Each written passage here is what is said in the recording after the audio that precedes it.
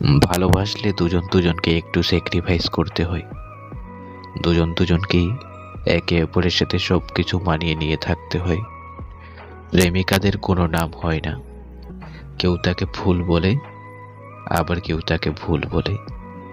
কেউ তাকে ডাকে লক্ষ্মী সোনা, আবার কেউ কেউ সর্বনাশী। সত্যি বলতে প্রেমিকাদের নির্দিষ্ট কোনো রূপ হয় না। প্রেমিকা কারো কাছে ফুটন্ত গোলাপ, আবার কারো কাছে গোলাপে লুকিয়ে থাকা ভয়ঙ্কর কাঁটা। কারো কাছে শাড়ির সুতোর মতো তুলতুলে, আবার কারোর কাছে শাড়ির আলপিনের মধ্যে ধারালো। কারো কাছে বিষণ্ণতা, একাকিত্ব, আবার কারো কাছে শান্তির অভয়ারণ্য। অনেকে এসেছিল, তবে আমার খারাপ সময়ে কিংবা মন খারাপে নয়, তাদের মন খারাপ কিংবা প্রয়োজনে। তবে যখন মন ভালো হয়ে গেছে, তখন যে যার মতো চলে গেছে। আজকাল এত বিচ্ছেদ বেশি কেন জানেন? কারণ সম্পর্কে একজন ভালো থাকতে আসে, আর একজন ভালোবাসতে। আমাদের কাছে ভালোবাসার জন্য, থেকে যাওয়ার জন্য লড়াই করার থেকে নতুন মানুষ খুঁজে নিয়ে বেরিয়ে যাওয়াটা অনেক বেশি সহজ মনে হয়। আমরা একজনকে কমিটমেন্ট করে অন্য একজনের সাথে স্বচ্ছন্দে মিট করার নামে ডেটিং অভ্যস্ত হয়ে গেছি। আমরা এমন একটা জেনারেশন যারা সঙ্গী থাকতেও অপশন রাখতে পছন্দ করি। আমরা সঙ্গীকে ভীষণ ভালোবাসি বলেও অন্য আরেকজনের সাথে রাত কাটিয়ে আসতে পারি।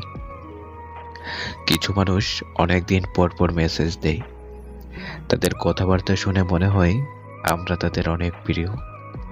তারপর আবার কথা থেমে যায়। তখন আমরা বুঝতে পারি যে তাদের আমাদের দরকারের সময় মনে করে, আর দরকার ফুরিয়ে গেলে আমাদের ছুঁড়ে ফেলে দেয়। সম্পর্ক সিক্রেট রাখুন, প্রাইভেট নয়। এই সিক্রেট আর প্রাইভেট দুটো শব্দের মধ্যে কিন্তু আকাশ পাতাল পার্থক্য আছে। যে আমাকে সম্মান দেয় না, আমিও তাকে কেয়ার করি না। মানুষ বলে এটাকে ইগো, আর আমি বলি সেলফ রেসপেক্ট।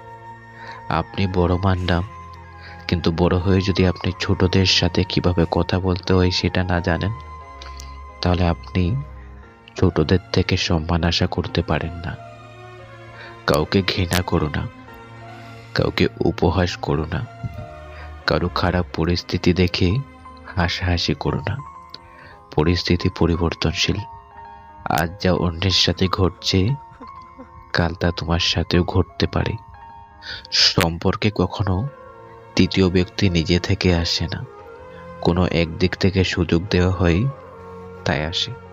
অভিযোগ জমিয়ে রাখতে নেই, হয় ক্ষমা করে দিতে হয়, আর না হয় সরে আসা লাগে।